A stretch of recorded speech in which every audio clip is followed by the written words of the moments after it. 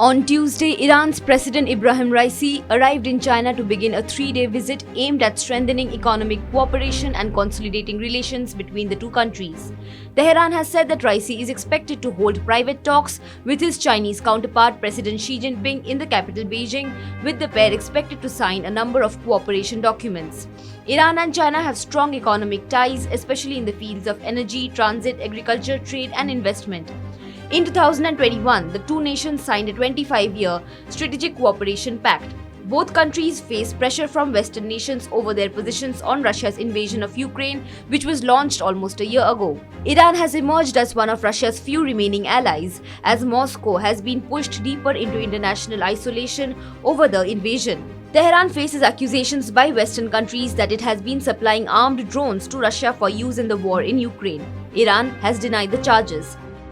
In December, Washington claimed that Iran and Russia share an extensive relationship involving equipment such as helicopters and fighter jets as well as drones, with the latter items resulting in new US sanctions.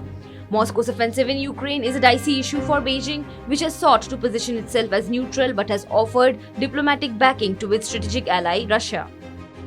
Raisi and Xi Jinping met for the first time last September in Uzbekistan at a summit for the Shanghai Cooperation Organization, where the Iranian president called for expanded ties. According to Iran state news agency IRNA, Raisi will take part in meetings with Chinese businessmen and Iranians living in the country.